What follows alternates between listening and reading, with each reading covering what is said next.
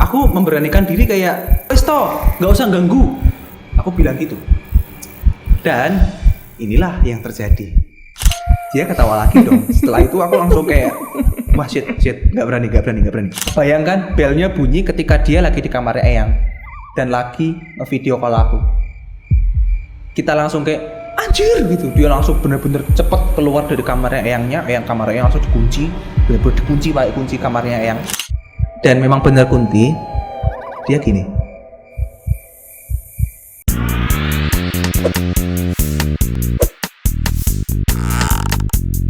Video ini di-take pada malam Jumat Kliwon. Bagi kalian ya yang nggak suka atau nggak bisa dengerin cerita horor, mending kalian skip aja. Atau saranku kalian kasih video ini ke orang yang doyan nonton video horor atau suka dengerin yang horor-horor gitu sih. Nah, di sini kali ini aku bersama Ikhwan, ditemenin Ikhwan buat ngebahas yang horor karena aku dan Ikhwan punya cerita horor yang menarik. Oke. Cerita yang pertama nih, Wan. Dulu aku pernah nih ya. Malam-malam jam 12 malam. Oke, jam 12 malam perutku tuh sakit. Ya kan, perutku sakit. Aku karena waktu itu rumahku kan ada 2 lantai dan kamarku di lantai 2. Aku turun ke bawah buat kamar mandi. Karena sebenarnya di lantai 2 ada kamar mandi, cuma nggak tahu kenapa aku pengen di kamar mandi bawah aja. Ya kan? Nah, setelah aku kamar mandi bawah, biasa kan, ya udah ke kamar mandi, ngeluarin BAB-nya. Setelah itu, nah ini nih. Kenapa tuh? Nah ini nih.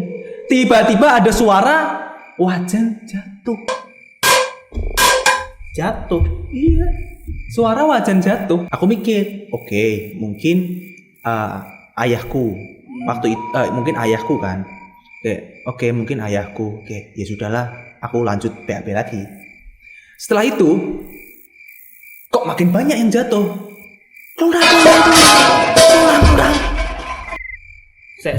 Ini tuh kamar mandinya deket dapur atau? Memang deket dapur. Deket dapur. Tapi nggak yang deket banget sih sebenarnya, kayak terpaut 4 meter. 4 meter.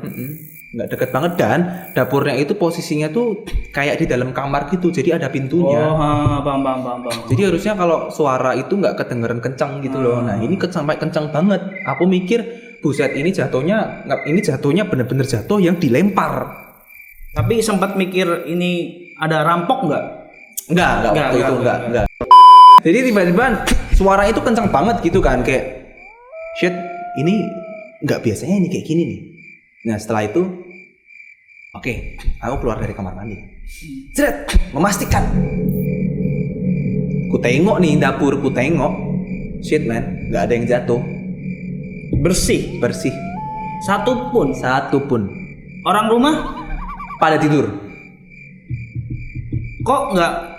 Wait. Dan ya, kan kalau barang jatuh kan aturan orang rumah juga ikut dengar. Kok nggak pada bangun? Nah itu, aku juga heran. Hanya aku yang dengar waktu itu. Nah saat itu, oke, aku merasa ini kejadian janggal karena emang aku aja di situ. Jadi janggal. Kalau 2 orang kan berarti ganda. Kalau putra putri campuran. Asal bikin horor. Sorry guys. Nah setelah itu aku memberanikan diri kayak, wes toh, nggak usah ganggu. Aku bilang gitu. Dan inilah yang terjadi. Tiba-tiba muncul suara. Shit. Serius mas? Serius. Kayak suara itu tuh dari depanmu, dari arah depanmu. Seolah dia emang ngetawain kamu. Padahal di depanku nggak ada siapa-siapa. Waktu itu aku posisi udah keluar dari dapur ya, dan aku balik ke kamar mandi. Bukan masuk, tapi lebih tepatnya di depan kamar mandi. Tapi waktu itu suaranya itu suara lagi di belakangku sebenarnya, di belakangku, tapi aku menghadap kamar mandi kan. Terus aku langsung tengok ke belakang. Kayak nyari tahu itu suara siapa. Shit, nggak ada siapa-siapa kan. Aku langsung gini. Loh, ketawai. Tak gituin kan. Loh, ketawai. Coba ketawa lagi. Terus makin kencang. gitu. Serius. Kejadian itu waktu aku SD sih sebenarnya. SD kelas 4. Shit, SD kelas 4. SD udah berani teriakin hantu. Jadi, loh kok ketawa? Coba ketawa lagi. Nah, karena aku ngerasa waktu itu kayak ini beneran hantu gak sih? Coba aku minta buat ketawa lagi. Dan ternyata dia ketawa lagi dong. Setelah itu aku langsung kayak wah shit, nggak berani. Aku langsung lari ke kamarku. Wah, aku sampai kamar itu langsung kerukupan selimut. Udah, karena aku takut. Aku awalnya mas berekspektasi ini mungkin saudaraku atau siapa yang gangguin aku kan. Tapi kok nggak, aku merasa ini makin janggal. Aku langsung kabur dari situ. Disitulah aku makin takut. Jadi waktu suara itu bunyi, kemudian ada suara kuntilanak waktu pertama kali itu masih yang kayak oke, takut tapi bukan yang takut-takut banget sih. Tapi ketika aku ajak interaksi kok dia mau ngebales. Nah, shit, itulah yang aku takutkan. Itu momen pertama kali aku istilahnya berinteraksi dan diganggu. Karena sebelumnya aku gak pernah diganggu. Setelah itu paginya aku coba cerita ke keluargaku, bla bla bla bla bla bla bla. Mereka kayak ya nggak percaya lah, anjir, umur 4 tahun. Iya lah, 4 tahun. Kayak mungkin mereka percaya karena mungkin beberapa dari mereka percaya bahwa aku bisa ngelihat. Ya karena mereka mungkin pemikirannya kayak wah anjir, anak kecil kan biasanya mudah bisa ngelihat ya gitu. Jadi mungkin jadi ada memang yang percaya, ada yang kayak alah kamu tuh kan habis bangun tidur toh, paling itu halusinasimu aja. Yo aku mikir halusinasi kok sampai ngising aku tuh. Terus setelah itu kayak ya itu first time aku ngerasain hal-hal yang horor setelah itu sih. Gitu. Dan kalau kamu ada nggak nih cerita lagi? Kalau aku ada pas waktu kosan pertamaku 2019. Oke, terus. Jadi itu suasana kosnya tuh kayak remang-remang gitu loh. Lampunya redup, terus banyak penghuni yang kosong. Nah, jadi itu waktu malam-malam, terus jam 2 sampai jam 3 itu aku tuh lagi nonton film kan. Iya. Terus di sini itu ada yang kayak jerit gitu loh, Mas. Nging enggak kayak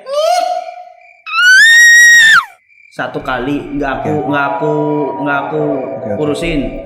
2 kali aku biarin, 3 kali dengan suara lebih keras. Dan selang beberapa minggu kan temenku tuh kipas anginnya mati. Terus nginep di kamarku. Pas dia udah tidur duluan, aku tuh udah ngeh ada yang jalan di depan, sedangkan pintu depan kos itu udah ditutup, udah dikunci sama anak-anak kos. Nah, itu udah ada yang jalan di depan, tapi tuh jalan kayak diseret gitu. Enggak, sorry. Terus kakinya. Kan ada suara langkah kaki yang diseret-seret gitu kan, ke arah kamar kedua yaitu kamar aku. Dan dia tuh pas berhenti kan, kalau di depan kan ada lampu yang nyorot ke bawah kan, dan otomatis bayangannya ada kan. Feelingku itu orang, karena hantu nggak punya bayangan dong. Ya nggak sih? Iya. Nah, pas berhenti di depan pintu, dia tuh ngetok 2 kali. Nah, 2 kali aku cuekin lagi karena ya aku mikirnya logika sih. Wah, ini orang iseng, temen kos iseng, dan dia tuh ngetok lagi, tapi ngetoknya dengan tempo yang cepat, Mas.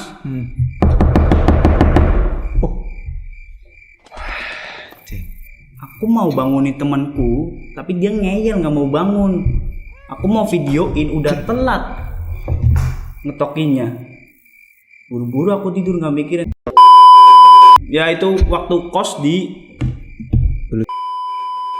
boleh nggak sih nyebut apa? Takutnya kesini. Udah kesini.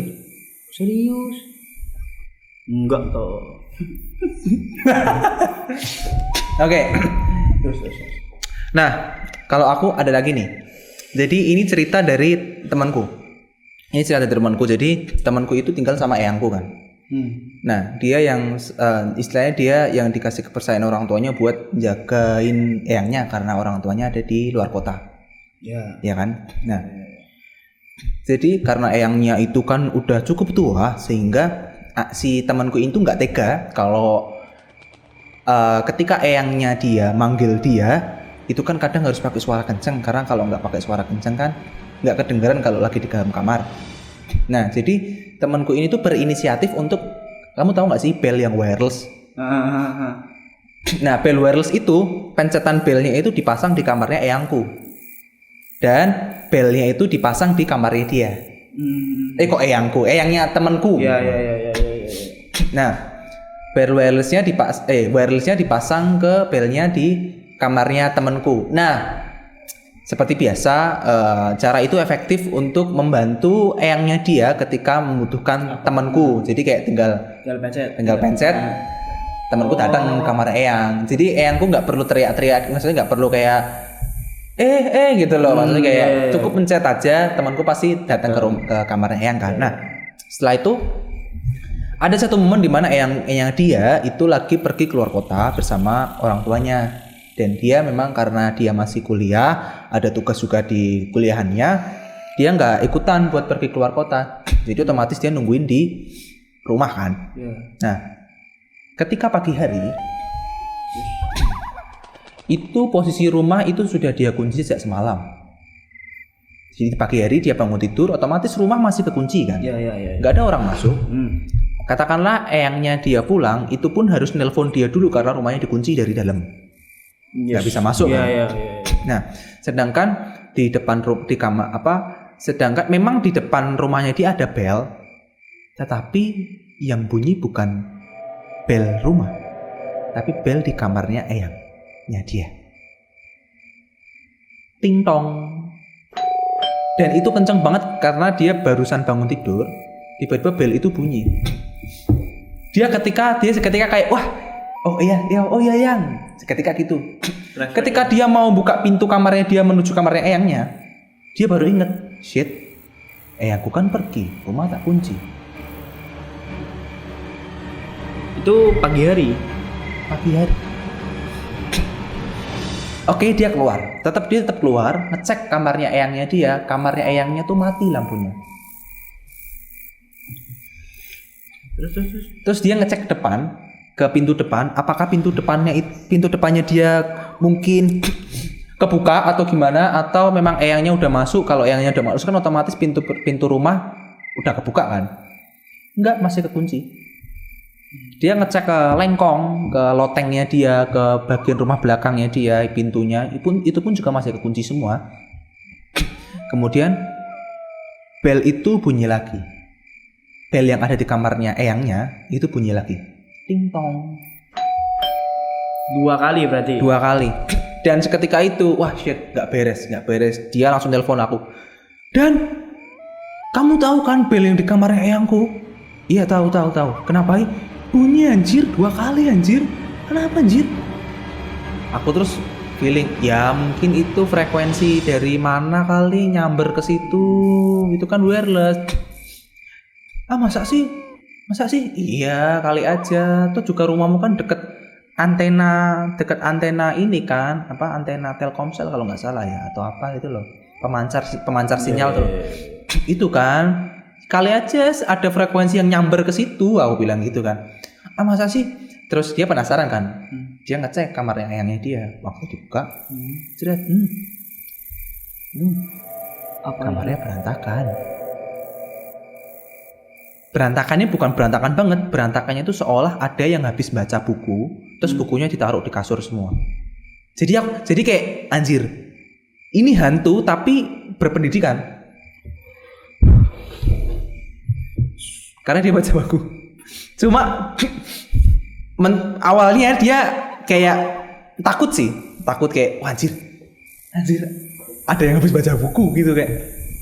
Dan dia ngebel. Bel keting-tong gitu kan. Habis itu dia telepon aku lagi. Dan kamar eyangku dan tiba-tiba bukunya itu pada berantakan. Nah sumpah. Terus dia video call kan. Di video coba tunjukin. Di video call. Dia nunjukin kamar eyangnya. Oh iya anjir. Berantakan anjir. Ini gak tak apa-apain loh ya. Ini aku baru aja masuk loh ya. Oke. wah gila sih ini. Oke. Serius? Iya serius. Nah, terus belnya bunyi lagi. Padahal dia lagi di kamar eyangnya. 3 kali berarti 3 kali, bayangin. Kebayangkan belnya bunyi ketika dia lagi di kamar eyang dan lagi video call aku. Kita langsung kayak anjir gitu. Dia langsung bener-bener cepet keluar dari kamarnya eyangnya. Kamar eyang langsung dikunci. Bener-bener dikunci pakai kunci kamarnya eyang. Terus dia langsung berangkat ke kampus nemuin aku. Habis itu dia izin dan aku izin dong ikut tidur di tempatmu gitu di kantor. Oke deh, ya udah nggak apa-apa, aku soalnya belum berani pulang. Toh juga eyang masih di luar kota kan, jadi rumah cuma aku nggak berani pulang. Saking takutnya dia. Itu pagi hari ya mas? Padahal pagi hari. Bayangkan, pernah nggak kalian ngalamin kejadian di pagi hari atau di siang hari? Pasti. Kalaupun pernah, itu pun jarang kan? Jarang. Ya kan? Kayak setauku aktivitas itu ya malam karena kayak semua manusia kan lagi pada istirahat. Jadi itu waktu yang tepat untuk mereka buat beraktivitas karena istilahnya kayak energinya mereka, frekuensinya mereka tuh nggak saling tabrakan dengan manusia. Kalian pernah nggak ngalamin kejadian di pagi hari? Kalaupun pernah, itu pun pasti jarang kan? Ya kan? Karena kan setauku makhluk halus itu atau jin biasanya mereka itu beraktivitas pasti malam hari. Yes, di saat orang-orang pada tidur karena di saat itu mereka itu mungkin frekuensinya atau energi mereka tuh nggak saling tuburkan sama energi kita karena manusia pun juga punya energi loh, ya kan? Iya benar. Katakanlah jin itu setauku ada beberapa orang yang bilang, terutama kayak pakar praktisi supranatural gitu, mereka bilang jin itu kalau menampakkan dirinya kepada kita itu tuh butuh energi yang cukup besar biar jadi solid gitu. Biar mereka bisa bisa frekuensinya mereka itu tuh bisa biar setara dengan kita sehingga mereka bisa tampil di hadapan kita. Gitu. Makanya kan ada yang bilang jin bisa ngelihat kita. Mereka tuh takut. Karena mungkin ya kalau di logika kan takutnya adalah berarti aku terlalu besar mengeluarkan energiku. Mungkin gitu ya. Aku tapi nggak terlalu paham sih karena aku bukan praktisi supernatural, aku praktisi sosial media. Ini aku ada lagi. Ini baru-baru ini loh. Waktu itu aku ngajak si Tias, si Ivan, si Eja, si Ipung buat ke Lumi. Lumi itu coffee shop yang ada di daerah Tembalang. Tepatnya kamu tahu pom SPBU Tembalang yang sampingnya Superindo? Ya, tahu. Yang sampingnya juga ada toko energi. Iya, paham. Energy store. Iya, energy store. Sela-sela antara SPBU dan energi itu kan ada gang tuh. Iya. Nah, itu masuk situ. Itu pokoknya masuk situ terus, ngikutin jalan itu terus, nanti ketemu lapangan. Nah, waktu itu aku emang habis pitching sama klien tuh. Aku sama Ivan mampir ke situ karena katanya temannya Ivan kerja di situ gitu. Kayak kita ngobrol-ngobrol di Lumi. Setelah itu kita makan nih di angkringan. Karena depannya Lumi itu ada lapangan. Lapangan sepak bola gede banget. Lapangan sepak bola bener-bener gede banget. Nah, terus tapi di situ juga ada angkringan di pinggirnya. Nah, kita makan di angkringan itu lesehan gitu kan. Nah, karena lapangannya kan gelap lampunya. Yes. Nah, bagian gawang yang utara kali ya. Pokoknya gawang yang satunya itu tuh belakangnya itu tuh kayak semacam kebun. Jadi dan kebun itu nggak ada lampunya, bener-bener gelap banget. Jadi intinya kalau semakin yang terang itu hanya di daerah angkringan, karena posisi angkringan itu di belakang gawang yang sebelah, yang pokoknya yang satunya lah. Itu yang terang. Nah, yang bagian sana gawang yang satunya lagi itu gelap banget. Nah, waktu itu mereka lagi aksi makan. Ya udah, aku biasa kan aku ngelihat, wah lapangan ini luas ya, aku mau ke tengah. Aku jalan sendiri ke tengah lapangan, padahal itu benar-benar gelap banget lapangannya. Aku masih ingat sate usus sama sate bakso aku bawa. Aku jalan ke tengah lapangan. Sambil pandanganku ke arah gawang yang gelap itu. Utara. Gitu kan, gawangku utara. Aku terus ke sana, jalan sampai tengah, aku berhenti dulu sambil ngeliat langit, lihat samping, terus lihat ke arah angkringan lagi. Terus habis itu aku ngeliat ke arah gawang, ada putih-putih. Arah gawang yang gelap ya, gawang utara tuh kok ada putih-putih, tak samperin. Tengah malam. Enggak tengah malam, jam 7. Oke, jam 7 malam. Gelap. Mas Madan ke tengah lapangan. Dan di sini ada gawang kan?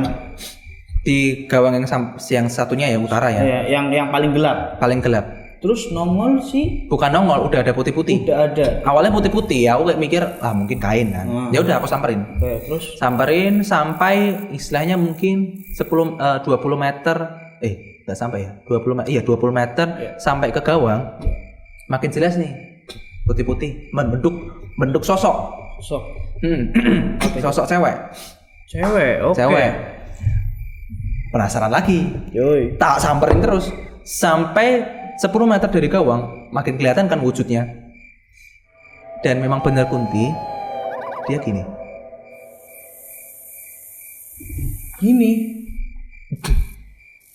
Dia gini. Jadi waktu itu aku 10 meter di depan gawang, otomatis jaraknya kita 15 meter ya. Aku semakin dekat ke arah gawang, bahkan aku nyentuh gawangnya. Aku nyentuh gawang, megang gawang. Aku ngelihat banget, tepat 5 meter di depanku ada kuntilanak. Dia giniin aku, wajahnya hitam hancur.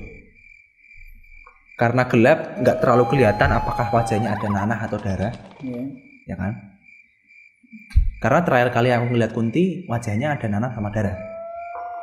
Ya, itu aku nggak lihat, cuma wajahnya kayak hitam aja. Terus gelap, karena gelap nggak terlalu kelihatan. Tapi yang jelas rambutnya panjang, bajunya putih, masih mengambai-lambai. Reaksiku bukan takut. Aku kayak, oh alah, ternyata Mbak Kunti tuh. Aku gitu aja. Karena aku emang udah biasa ngeliat kan. Jadi kayak, oh alah. Terus ya wes, aku langsung balik lagi ke angkringan. Itu berapa menit ya kalau kan dari Mas Madan lihat, terus deketin, itu berapa lama? Oh deketinnya, waktu itu mungkin ada 10 menitan. 10 menit? 10 menitan. Jadi sambil tak liatin gitu, ngapain sih sebenarnya dia gitu. Tapi emang dia cuma diem aja gitu, kayak dia diam sambil tetap masih sambil melambai-melambai. 10 menit lama loh, maksudnya sosok kan 10 menit biasanya kan hitungan detik. Iya. Paling lama kan 3 menit atau 5 menit deh. 10 menit.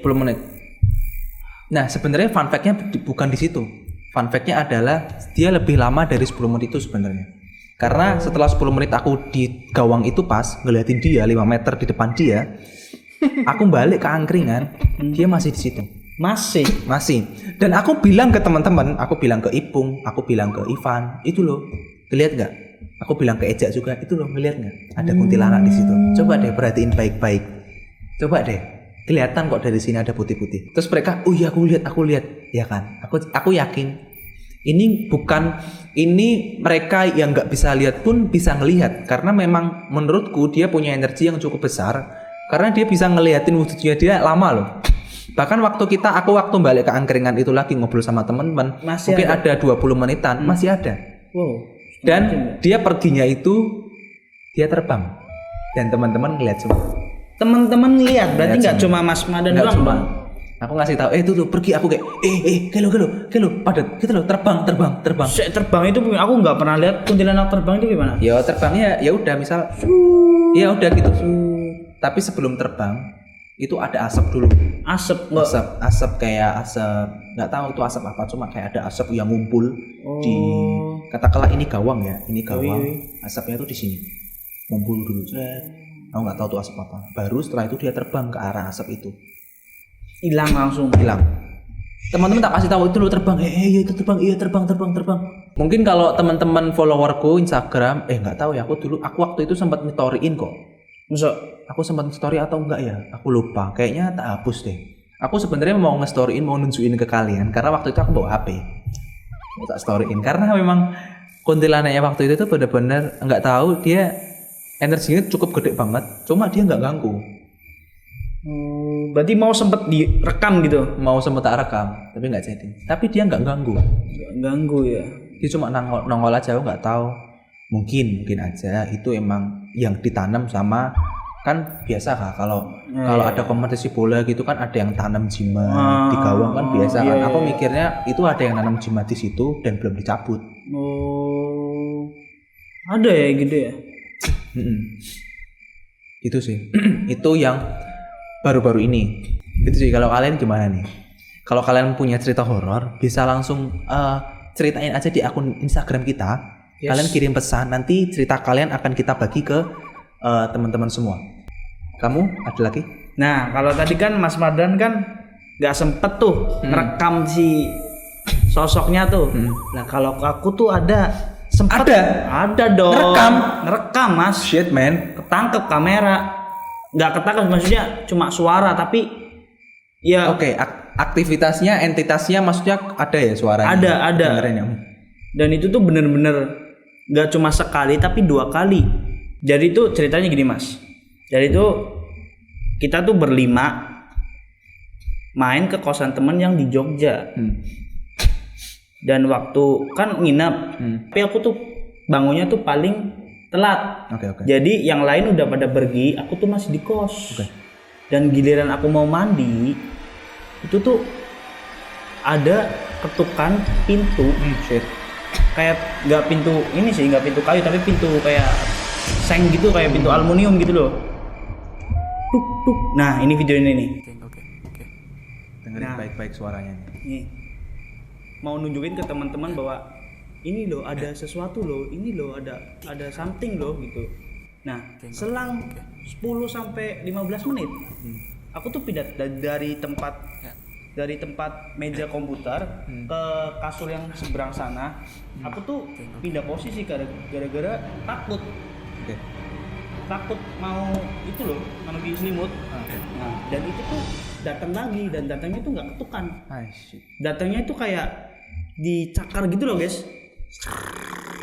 Dan cakarnya tuh kayak, nah ini lihat sendiri aja deh. Dan itu tuh bener-bener first time yang ketangkep kamera gitu loh Mas. Dan teman-temanku tuh baru pada percaya bahwa itu tuh aku nggak halu bro. Coba bayangin kalian ada di posisi itu, apa yang kalian lakuin? Oke. Kalau gitu untuk episode kali ini ya kita udahin dulu karena ini malam Jumat Kliwon dan aku rasa shit yang kita omongin datang semua ke sini. Oh ya? Serius Mas? Aku tuh nggak bisa lihat loh, maksudnya. Iya aku ngerasain. Jadi yang yang kita omongin pada datang ke sini, jadi better kita hentiin dulu. Karena aku rasa ini udah makin gak kondusif. Dan buat teman-teman kalau ada cerita horor bisa aja langsung DM di akun Instagram kita, ceritain cerita horor kalian yang nantinya akan kita bahas di konten nanti. Oke, kalau gitu bye-bye. Sampai ketemu di podcasting selanjutnya. Bye. Coba.